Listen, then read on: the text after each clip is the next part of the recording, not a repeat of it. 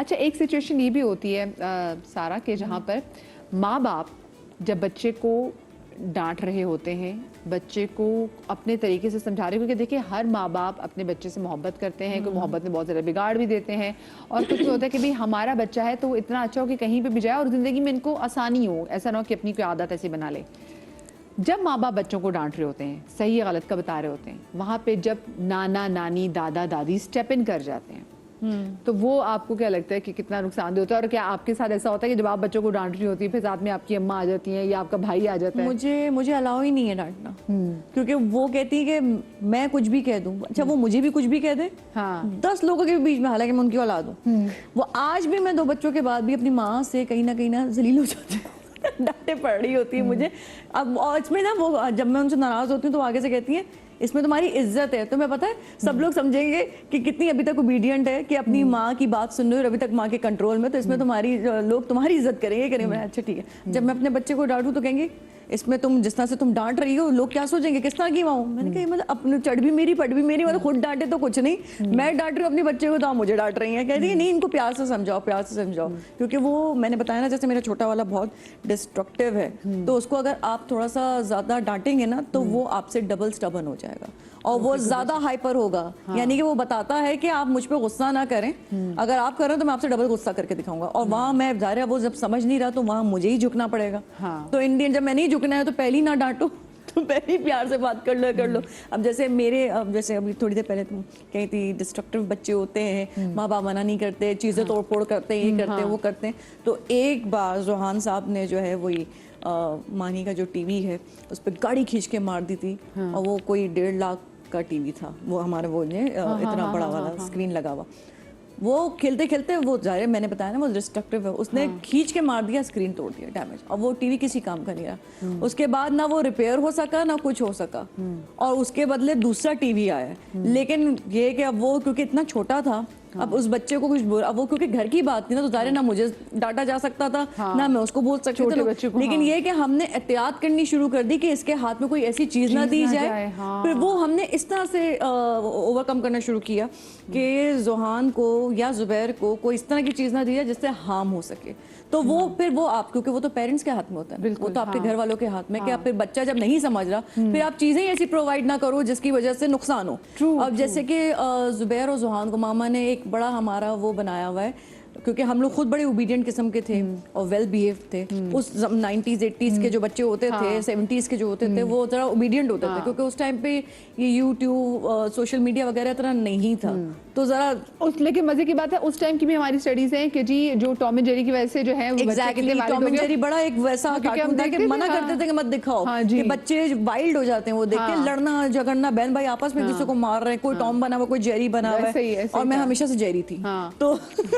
तो असली मेरे बच्चे भी जेरी। बच्चों को रेसलिंग, अभी देखिए आज वो हम सुबह खबर भी देख रहे थे कि जो हॉगन थे, हल्क हॉगन, उनकी जो है वो डेथ हो गई है। तो वो बच्चों ने जो लड़के देखते थे, भाई देखते थे, उसके बाद भाई वो जो सीखते थे हॉगन और अंडरटेकर से, वो फिर हम पे आजमाते थे। भाई का बेसिकली जो नी कैप था वो रप्चर कर दिया था, बिकॉज़ मैं एंकल लॉक लगा रहा था। ये देखिए, ये अभी हम कोको मेलन कह रहे हैं, ये देखिए ये रेसलिंग ने, WWF ने, जो आप टेलीविजन देख रहे थे। हाँ, मैं अभी वही बता रही थी ना कि वो तो डिसिप्लिन एक हमेशा से हमारे घर में रहा है। तो मैंने कहा मैं ब्लेस इस मामले में हूँ कि मामा शुरू से मेरे साथ रही है ना, तो वो एक डिसिप्लिन घर में कायम है। तो वो चाहे हमारे सर्वेंट्स हों, चाहे वो मेरे बच्चे हों, इतना डिस्ट्रक्टिव होने के बावजूद जोहान को ये पता है कि ये नानो का रूम है, ये नानो का ड्राइंग रूम है, इसमें हमने एंटर नहीं होना और शो केस से चीजें नहीं उठानी। तो सोचे इतना सा बच्चा भी डिसिप्लिन समझ चुका है, तो वो वहाँ ड्राइंग रूम में जाके सोफे पे नहीं चढ़ता। तो ये चीज आपको शुरू से करनी पड़ती है। तो ये मुझे लगता है कि ये पेरेंट्स के ऊपर बच्चे तो करते हैं। अब वो कीचड़ वाले पूरे जहां में जूते लेके बच्चा घूम रहा है और आपके घर में मेहमान आया और वो मेहमान यूं करके ऊपर बैठ जाए बच्चा, और वो आपकी और व्हाइट सोफे हो, आपके व्हाइट सोफे हो, बच्चे खाते हुए कुछ यूं हाथ पोंछते और माँ बाप कुछ नहीं कह रहे, कोई अरे आपने क्या किया बेटा, जिससे दिल चाहता है कि आपने जितनी मेहनत से अपने ड्राइंग रूम को बनाया, अगले ने आके उसकी तहस नहस कर दिया। माँ का कसूर होता है कि जब आप देख रही हैं कि आपके बच्चे चॉकलेट आइसक्रीम खा रहा है, कुछ ऐसी चीज खा रहा है, व्हाइट कलर सोफे बच्चा बैठा हुआ है, तो आप कोशिश करें कि आप बच्चे को खुद खिलाएं, बच्चे को अगले के घर में खुद खाने ना दें। और मजे की बात है कि अपनी अम्मा के साथ रह के ना, मुझे वो नो कहने की इतनी आदत हो गई, वो डिसिप्लिन में रहने की, क्योंकि मैं घर में बच्चों को मामा के साथ रोक रही होती हूँ ना, तो वो जब मेरे साथ कहीं जाते हैं तो मैं वहाँ पे भी कहती हूँ no don't do this, no it's dangerous, it's bad manners, तो वो कंट्रोल में है बच्चे इस मामले में। ना कहीं कहीं नो जो है ना वो सही भी, अब ये बात बल्कि कर रहे थे कि दूसरे नो लोग कह रहे होते हैं कि अरे भाई ये मामा को जो भाभी कहते हैं, जो मुमानी कहते हैं, जो चाची कहते हैं, वो कहते हैं अभी यहाँ पे मुमानी चाची या भाभी नहीं है, छोड़ दो इनको, let them do whatever they want to do, तो कोई भी टेंशन नहीं है, थोड़ा सा फ्रीडम दो तो बस नुकसान कर देना। फिर ये कह रहे थे कि देखा उनके बच्चे हमारी चीजें तोड़ फोड़ के चले गए। सज्जाद हमारे साथ मौजूद हैं इस्लामाबाद से। अस्सलाम वालेकुम जी। वालेकुम अस्सलाम बेटे, ये इस मौजू पे मैं बात करना चाहता हूँ। जी जी सर। तो अगर मौका दे दें तो मैं बात करूँ। बिस्मिल्लाह जी सर। हाँ बेटे, असल में बात ये है कि जब लोग अदब सिखाने वालों, तरबियत करने वालों और मोहब्बत का रास्ता बताने वालों से अलग हो जाते हैं तो फिर यही हालत होती है।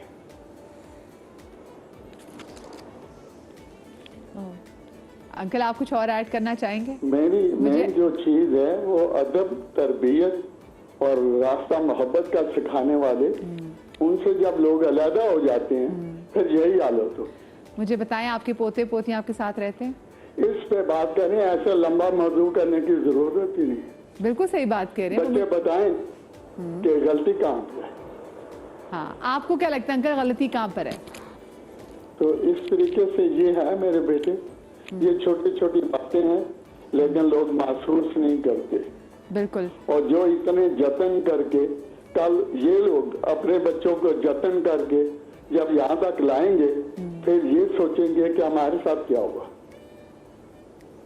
अच्छा। ठीक है, आप पीछे चले जाएं, मेरी रजीम में चले जाएं, अदब भी था, मोहब्बत भी थी, किरदार भी था, तरबियत भी थी, तालीम भी थी और मेहनत भी थी। आप बच्चों को बेतुकी आसूदगी देते हैं, उनकी रहनुमाई नहीं करते, उनकी सरपरस्ती नहीं करते, तो नतीजा यही निकलेगा। अच्छा अंकल मुझे बात बताएं। और सबसे बड़ा खानदानी पसे मंजर, किस खानदान में किस पसे मंजर में बच्चा पल रहा है, बढ़ रहा है, जवान हो रहा है। बिल्कुल सही कह रहे हैं। ये सारी चीजें गायब हो गई हैं। बेसिकली हमारे जो पाकिस्तान का कल्चर है उसका फाइबर कट फट गया है, बिल्कुल तबाह हो गया। तो अब आप चाहे ना ये वापस आए, नामुमकिन है। इसके अंदर जो आपने सीडिंग कर दिया है उसका नतीजा यही है। अच्छा चले, अब आप क्योंकि हमारे बुजुर्ग भी है तो हम आपसे भी जानना भी चाहेंगे कि आप हमारी हेल्प करें, हमें बताएं। हम ऐसे हैं, हम वैसे हैं। हाँ।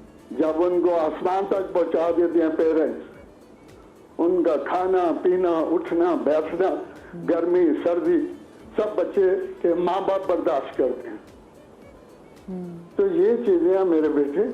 अच्छा, इस तरीके से नहीं काम चलेगा। अच्छा अंकल मुझे बताएं, आपके कितने बच्चे हैं? अब मुझे बताएं। अपनी रिवायात, अपनी जो बड़म की आदत थी, किरदार ही खत्म हो गया कौम का। हाँ सही कह रहे हैं। हाँ। इसलिए अंकल सजाद अंकल एक बात सुने, मुझे बताएं आपके कितने बच्चे हैं?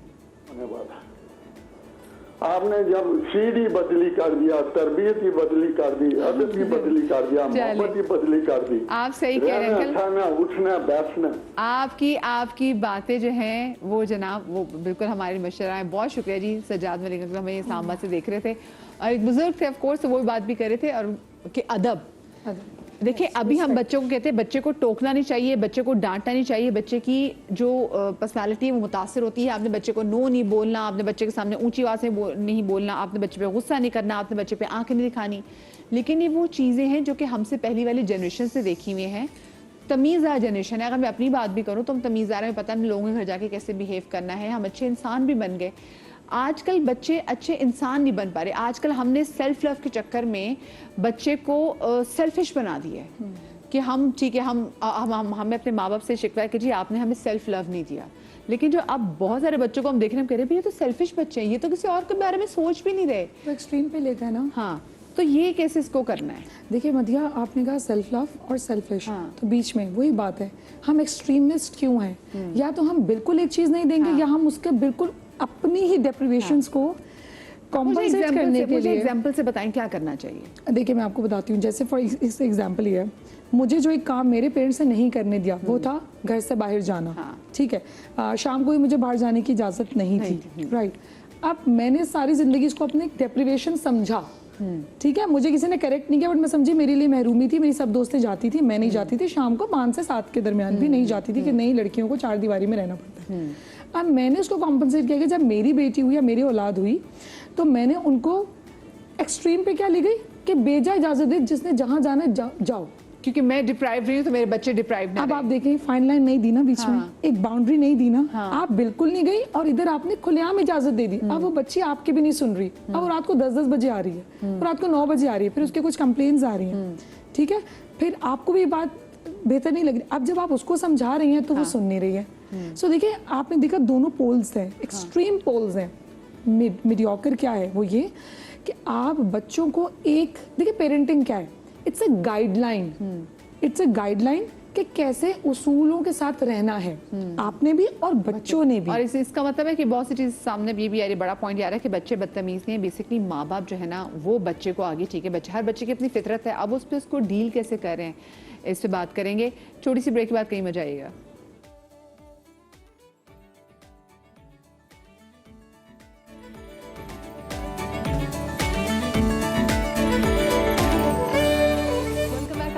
एक और चीज़ आजकल हम देख रहे होते हैं कि जैसे अभी सजाद अंकल की हमें कॉल आई थी और हम अंकल से पूछना तो चाह रहे थे, लेकिन ऐसे बहुत सारे बुजुर्ग जिनको हम जानते हैं वो आने वाली जनरेशन से और अपनी जो जेनजी हैं, जो आजकल के छोटे पोते पोते, उनसे नाराज़ इसलिए हैं और अपने बच्चों से भी नाराज़ इसलिए हैं कि जब वो चाह रहे होते हैं कि बच्चे अदब सीखें तो माँ बाप बच्चों के सामने अपने माँ बाप को टोक देते हैं कि भैया हमारे बच्चे, हमें कोई मसला नहीं तो आपको क्या प्रॉब्लम है। और ये जो हमारे बड़े बुजुर्ग हैं जिन्होंने पूरी ज़िंदगी बादब रहने में और अपने बच्चों को अदब सिखाने में लगा दी, उनके लिए भी ये चीज़ जो है वो काफ़ी तकलीफदेह होती है।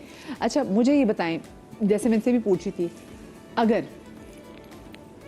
माँ बाप बच्चों को डांट रहे हों, माँ बच्चे को डांट रही हो, मार रही हो, और ऐसे में सास आ जाती हैं या माँ आ जाती है, घर का बड़ा बुजुर्ग आ जाता है कि खबरदार बच्चे को मारा नहीं, तो वहाँ बच्चे को लगता है कि ओहो ये मेरे ज़्यादा सगे, मेरी माँ तो मुझे डांट रही है। जैसे हम अक्सर कहते हैं माँ बाप गुड कॉप बैड कॉप खेलते हैं, जिसमें माएँ ज़्यादा बैड कॉप बनती है, क्योंकि माओं से ही बाद में पूछा जाता है कि तुम्हारे बच्चे बदतमीज क्यों हैं, क्योंकि उन्हीं को कटहरे में लाया जाता है ना। एग्जैक्टली, अच्छा करे तो बाप का नाम रोशन, बुरा करे तो माँ ने सिखाया। क्या करें कि जहाँ पे माएँ परेशान हो जाती है कि भाई हम जहाँ अपने बच्चों को थोड़ा तमीज सिखाने लगते हैं, मना करते हैं, वहाँ पे घर का कोई बड़ा आ जाता है, कोई दूसरा फैमिली मेंबर आ जाता है, टोक देता है, क्या करना चाहिए?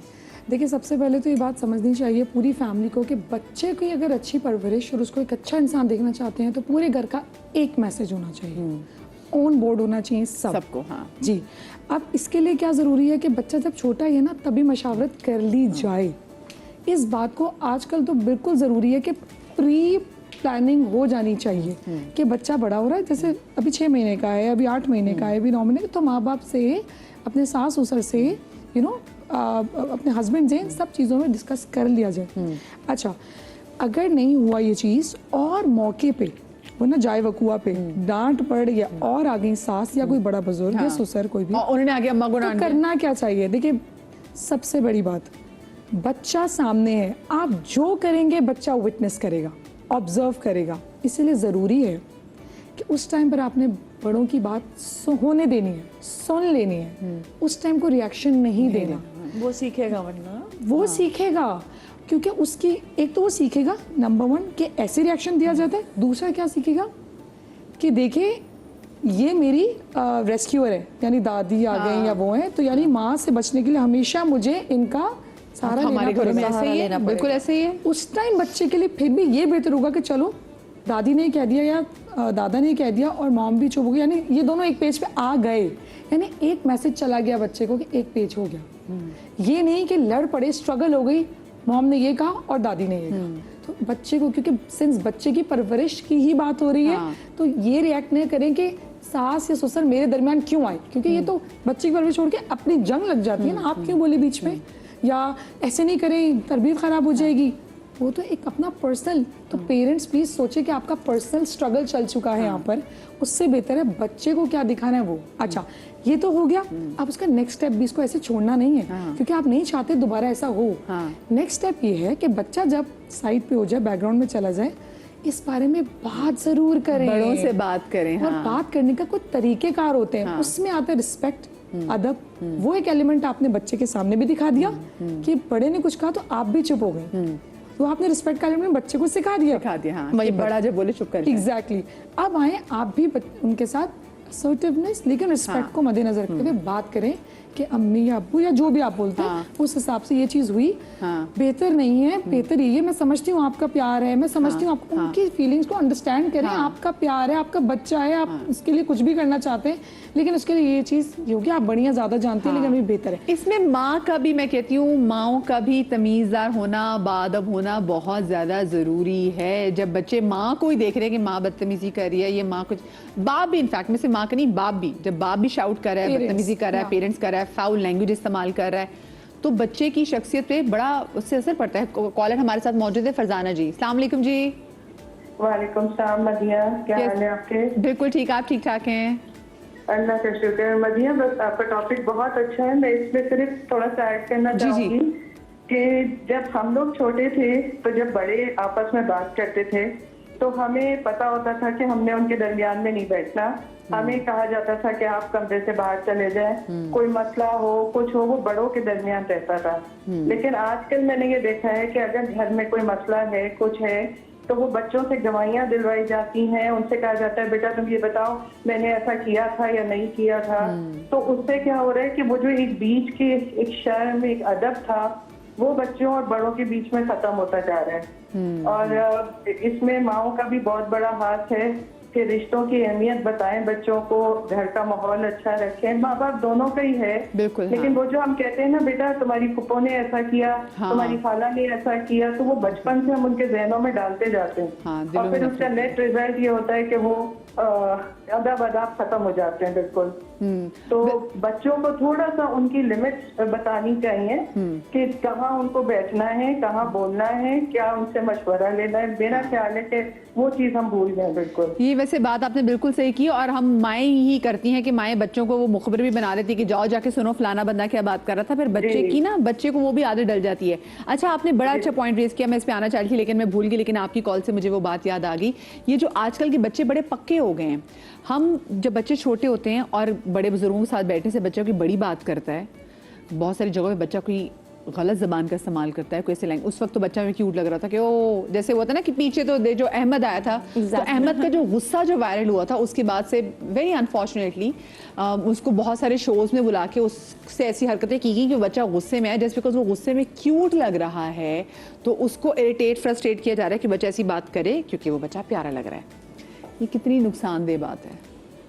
ये मैं कहूँगी बच्चे की पर्सनालिटी को अगर देखकर बात किया जाए, शदीद नुकसानदेह बच्चे के लिए, क्योंकि हम उससे एंटरटेन हो रहे हैं, हमें वो चीज़ें पसंद आ रही हैं, अपनी एंटरटेनमेंट। हाँ एग्जैक्टली, तो वो हम चीज़ें सुन रहे हैं, ये तो बड़ा क्यूट लग रहा है, क्यूट लग रहा है। पता है बच्चे को स्पॉइल कर रहे हैं। बच्चा अभी तो क्यूट लग रहा है, बड़ा क्यूटनेस में अभी ये सारी बात कर रहे हैं, वो थोड़ा सा बड़ा होगा तो उसका हाल क्या होगा, वो तो फिर बाहर जाके पीट के आ जाएगा किसी को।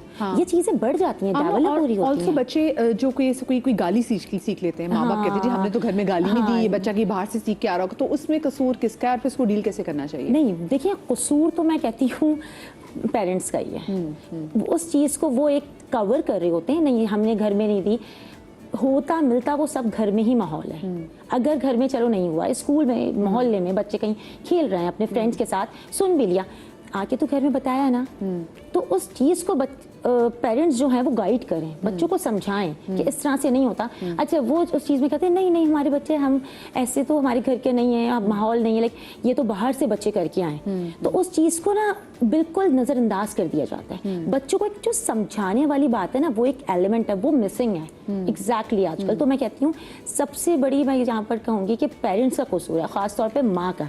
अच्छा, एक और बात होती है, जैसे हम बोल रहे थे बड़े, जो एक बड़े अपना रोल प्ले कर रहे होते हैं, जैसे कि नाना नानी हो गए, दादा दादी हो गए, वो इसी वजह से ना कि आजकल जो मैं कहती हूँ ना कि बच्चे खास तौर पे अगर हम कहेंगे बदतमीज, खैर बदतमीज वाला तो लेबल बच्चे पे लगाना ही नहीं चाहिए, ठीक है ना। बच्चों को एक होता है अच्छा, बच्चे बदतमीज नहीं होते, बच्चे नॉटी होते हैं। एग्जैक्टली नहीं, लेबल हमने लगा दिया। अब बच्चे अपने ना देखें, अब मैंने एक बात कही है ना, आप बड़ी प्यारी लग रही हैं, फॉर एग्जांपल आप कहेंगे वाह ये, अच्छा मैं समझी, मैं सीरियस हो गया, आपने कहा फॉर एग्जांपल, नहीं वैसे ही जानवरली आप लग रही हैं, ठीक है, आप वही रिएक्ट करेंगे, ठीक है ना। तो बच्चे को पता है तुम बदतमीज हो, बच्चे को पता है, अब एग्जैक्टली उसका मतलब नहीं पता, वो समझते मुझे टाइम लगेगा, कहेगा हाँ मैं कुछ हूँ ऐसा, तो वही नेक्स्ट टाइम वही प्रिटेंड, वही चीज जाहिर करेगा। तो बच्चे को पहले ये चीज कहते हैं ना बड़े पेशेंस के साथ समझना चाहिए कि पेरेंट्स उस पर लेबल क्या। अच्छा